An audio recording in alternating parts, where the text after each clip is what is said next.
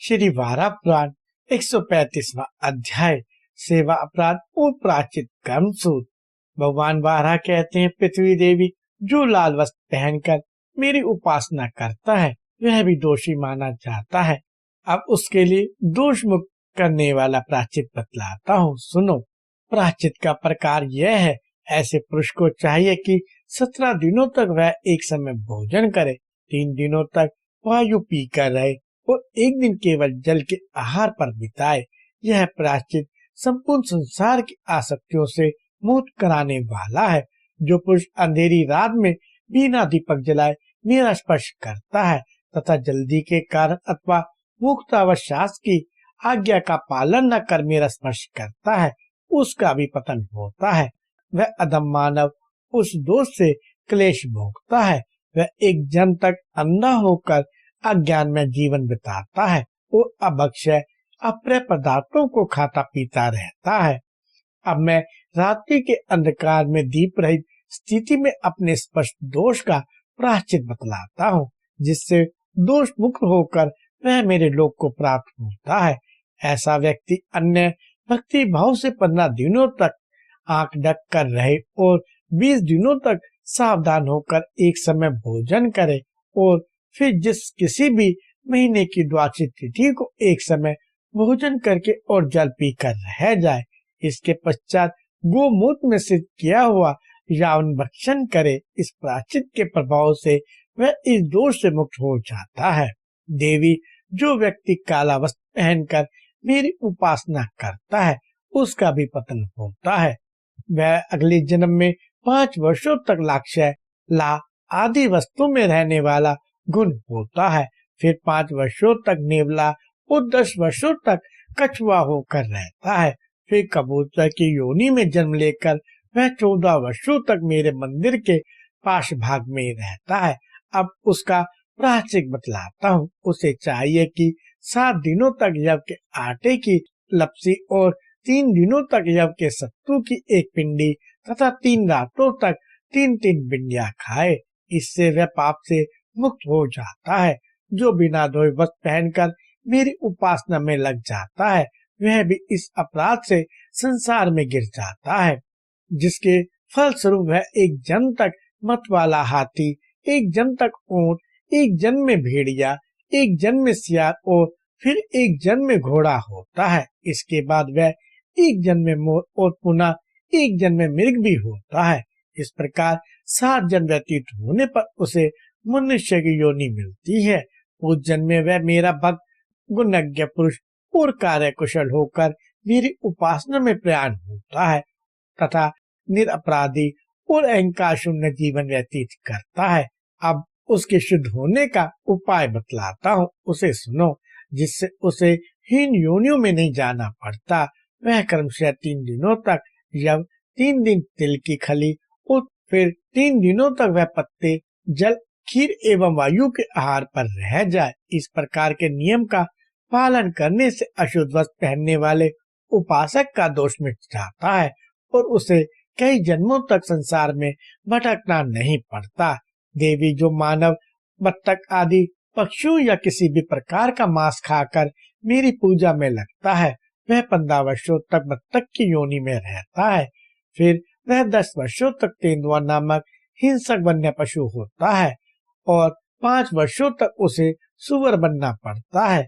मेरे पति किए गए उस अपराध से उसे इतने वर्षों तक संसार में भटकना पड़ता है।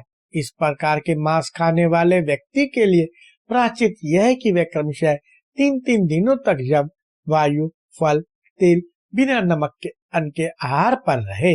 इस प्रकार का 15 दिनों में प्रायश्चित पूरा कर एक बार के मांस भक्षण दोष से शुद्ध होता है। बार बार के ऐसे अपराधों का कोई प्रायश्चित नहीं है। भगवान वारा कहते हैं, देवी, दीपक का स्पर्श करके हाथ धो लेना चाहिए, अन्यथा इससे भी दोष का भागी बनना पड़ता है।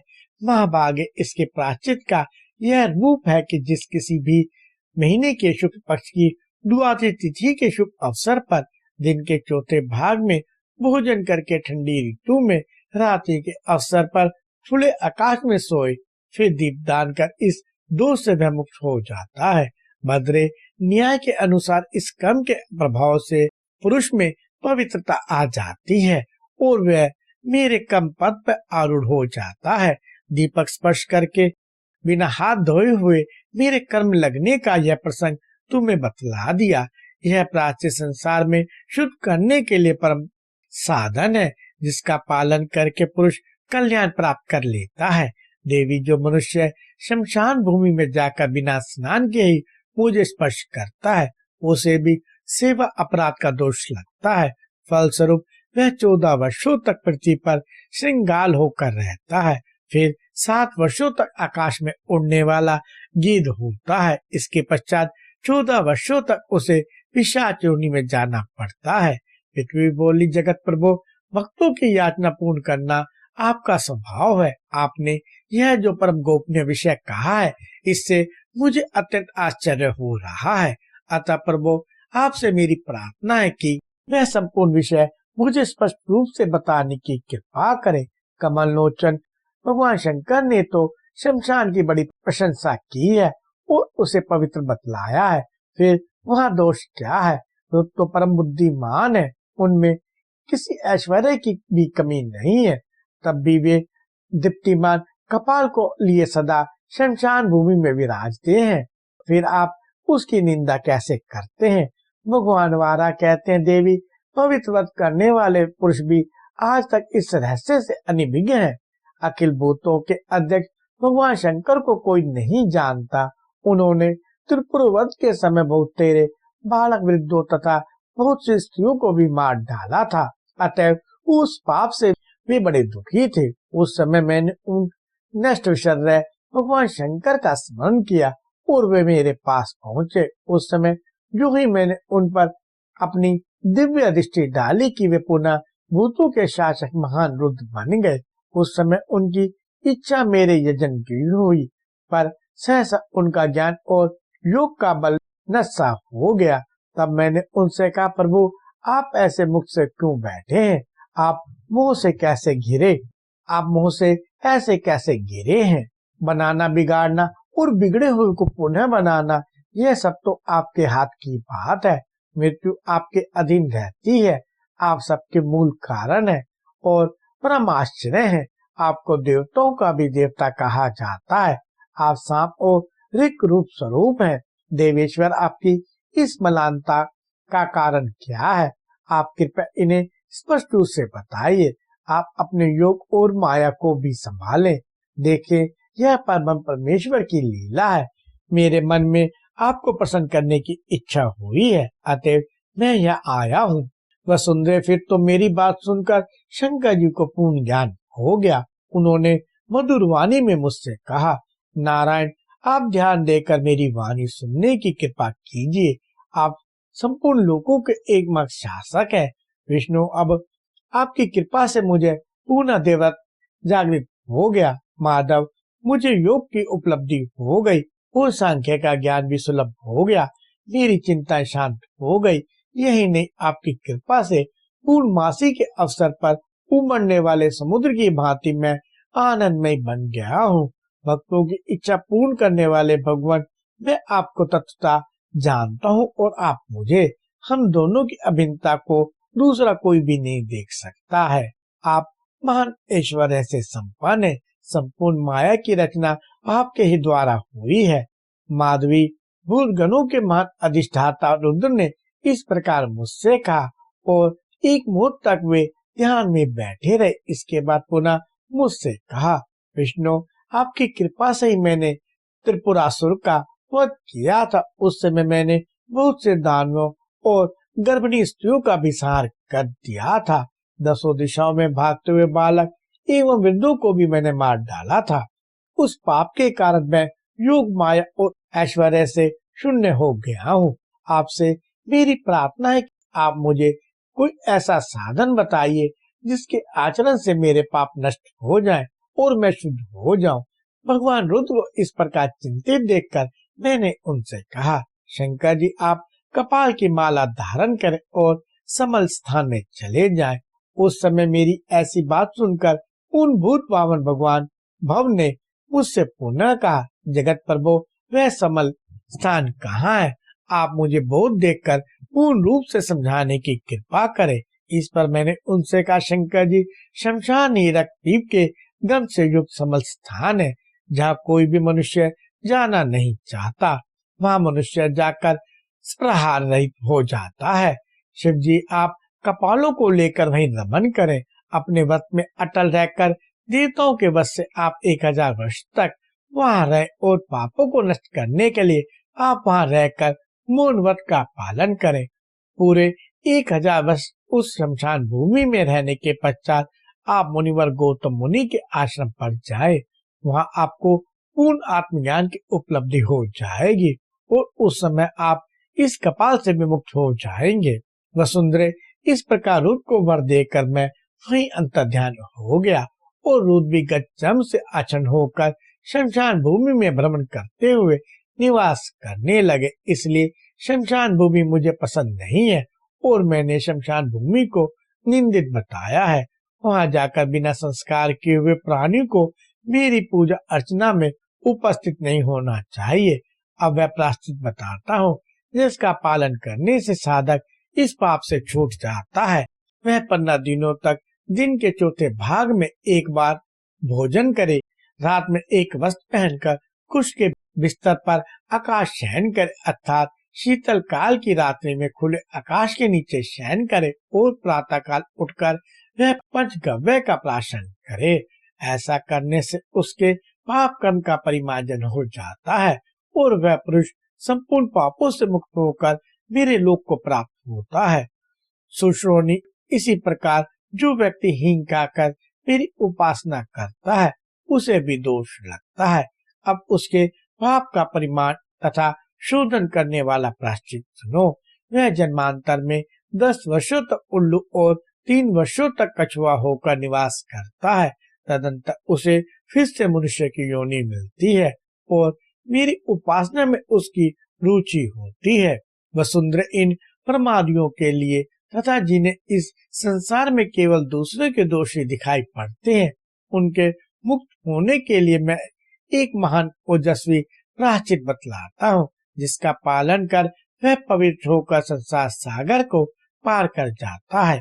इस पाप से छूटने के लिए मनुष्य को एक दिन जव की लपसी खाकर तथा एक दिन गोमूत्र के आहार पर रहना चाहिए। रात में वह वीर आसन से बैठकर तथा आकाश शयन द्वारा कालक्षेप करे। इस विधि का पालन करने से वह पुरुष संसार में ना जाकर मेरे लोक में पहुंच जाता है। सुशोभने, जो दम्भी मनुष्य मदिरा पान कर मेरी उपासना में सम्मिलित होता है उसका दोष बताता हूँ। तुम मन को एकाग्र करके सुनो। इस अपराध के कारण वह व्यक्ति 10,000 वर्षों तक दरिद्र होता है। जो मेरा भक्त है और जिसमें वैष्णव दीक्षा भी ग्रहण कर ली है, वह यदि कोई कार्य सिद्ध करने के उद्देश्य से मोहित होकर मद्य पी लेता है, उसके लिए कोई प्रायश्चित नहीं है। वसुंधरे, अब अदीक्षित उपासक के लिए प्रायश्चित के उपाय बतलाता हूँ, वह सुनो। यदि यह अग्निवन तप सुरा का पान करे तो उक्त पाप से छूट सकता है। जो पुरुष इस विधि के अनुसार प्रायश्चित करता है वह ना तो पाप से लिप्त होता है और न संसार में उसकी उत्पत्ति ही होती है। पृथ्वी मेरी उपासना करने वाला जो पुरुष वन कुसुम का, जिसे लोक व्यवहार में बरे कहते हैं, शाक खाता है, वह 15 वर्षों तक घोर नरक में पड़ता है। इसके बाद उसको भूलोक में स्वर्ग की योनि प्राप्त होती है। फिर 3 वर्षों तक वह कुत्ता और 1 वर्ष तक श्रृंगाल होकर जीवन व्यतीत करता है। भगवान वारा की यह बात सुनकर देवी पृथ्वी ने श्री हरि से पुनः पूछा कि कुसुम के शाक का नैवेद्य अर्पण करने से जो पाप बन जाता है, प्रभु, उससे कैसा उद्धार हो सकता है? इसके लिए प्रायश्चित बताने की कृपा कीजिए।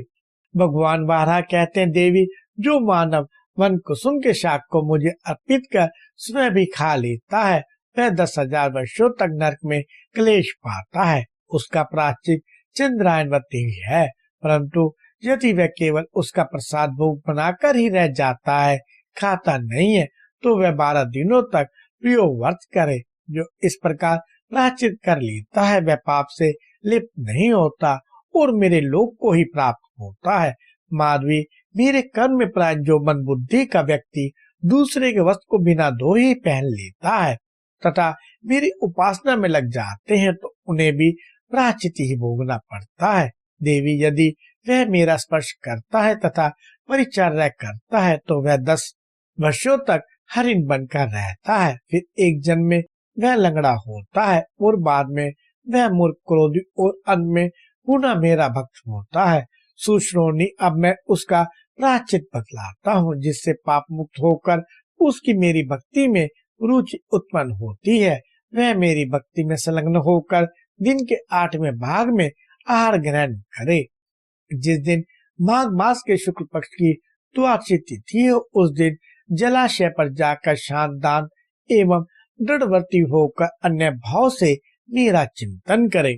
इस प्रकार जब दिन रात समाप्त हो जाए तो प्रातःकाल सूर्योदय हो जाने पर पंचगव्य का प्राशमन कर मेरे कार्य में उदित हो जाए। जो इस विधान से प्रायश्चित करता है वह अखिल पापों से मुक्त होकर मेरे लोक को प्राप्त होता है।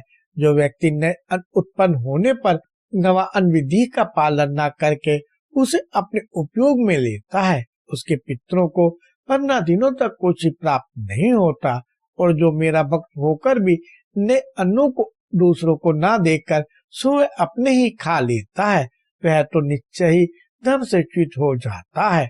महाभागे, इसके लिए प्रायश्चित बतलाता हूँ जो मेरे भक्तों के लिए सुखदायी है। वह 3 रात उपवास कर चौथे दिन आकाश शयन कर सूर्य के उदय होने के पश्चात पंचगव्य का प्राशन कर सदा प्राप्त से मुक्त हो जाता है। जो व्यक्ति इस विधि के अनुसार प्रायश्चित कर लेता है वह अखिल आसक्तियों का भली भांति त्याग कर मेरे लोक में चला जाता है। इसी प्रकार भूमि में जो मानव मुझे बिना चंदन और माला अर्पण किए ही धूप देता है वह इस दोष के कारण दूसरे जन्म में राक्षस होता है और उसके शरीर से मुर्दे सी दुर्गंध निकलती ही रहती है और 21 वर्षों तक वह लोहशाला में निवास करता है। अब उसके लिए भी प्रायश्चित बताता हूँ, सुनो। उसकी विधि यह है, जिस किसी मास के शुक्ल पक्ष की द्वादशी तिथि के दिन वह व्रत करके दिन में 8वें भाग में सायकाल यथालप आहार ग्रहण करे, फिर प्रातः काल जब सूर्य मंडल दिखाई पड़ने लगे उस समय वह पंचगव्य का प्राशन करे। इसके प्रभाव से वह पुरुष पाप से सदा छूट जाता है। इस विधि के अनुसार जो प्रायश्चित का पालन करता है उसके पिता, पितामह आदि पितर भी तर जाते हैं। भूमि में जो मनुष्य पहले मेरी आदि द्वारा शब्द किए बिना ही मुझे जगाता है वह निश्चय ही एक जन्म में बहरा होता है। अब मैं उसका प्रायश्चित बताता हूँ जिससे वह पाप से छूट जाता है। वह किसी शीत ऋतु के शुक्ल पक्ष की द्वादशी तिथि की रात में आकाश शयन करे। इस नियम का पालन करने से मानव पाप से शीघ्र छूट जाता है। वसुंधरे, जो मानव बहुत अधिक भोजन करके अंजीन युक्त बिना स्नान के ही मेरी उपासना में आ जाता है वह इस अपराध के कारण क्रमशः कुत्ता, वानर, बकरा और श्रृंगार की योनियों में एक एक बार जन्म लेकर फिर अंधा और बहरा होता है। बाद में इस क्लेश में संसार को पार कर वह किसी अच्छे कुल में उत्पन्न होता है। उस समय अपराध से छूट जाने के कारण वह पुरुष परम शुद्ध और श्रेष्ठ भगवत भक्त होता है। मैं अब उसके लिए प्रायश्चित बतलाता हूँ जिसके पालन करने से वह पाप से छूट जाए। प्रायश्चित का स्वरूप यह है कि उसे क्रमशः 3-3 दिनों तक यावक, मूलक, पायस, खीर, सत्तू और वायु के आहार के आधार पर रहकर फिर 3 रात आकाश शयन करना चाहिए। फिर ब्रह्ममुहूर्त में उठकर धन धावन का शरीर को परम शुद्ध करने के लिए उसे पंचगव्य का प्राशन करना चाहिए। जो मानव इस विधान के अनुसार प्रायश्चित करता है उस पर पाप का प्रभाव नहीं पड़ सकता और वह मेरे लोक को प्राप्त होता है। महेश्वरी, यह प्रसंग आख्यानों में माँ आख्यान और तपस्याओं में परम तप है। जो मनुष्य प्रातः काल उठकर इसका पाठ करता है वह व्यक्ति मेरे लोक को प्राप्त होता है। साथ ही वह अपने 10 पूर्व और 10 पीछे की पीढ़ियों को तार देता है। यह प्रसंग परम मंगलकारी तथा संपूर्ण पापों को नष्ट करने वाला है। अपने व्रत में अटल रहने वाला जो भागवत पुरुष इसका सदा पाठ करता है वह संपूर्ण अपराधों का आचरण करके भी उसमें लिप्त नहीं होता। यह जप करने योग्य और परम प्रमाणभूत शास्त्र है। इसे मूर्खों के समाज में अथवा निंदित व्यक्तियों के सामने नहीं पढ़ना चाहिए। देवी, तुमने मुझसे जो पूछा था वह आचार का निर्णित विषय मैंने तुम्हें बतला दिया। अब तुम दूसरा कौन सा प्रसंग सुनना चाहती हो, यह बतलाओ।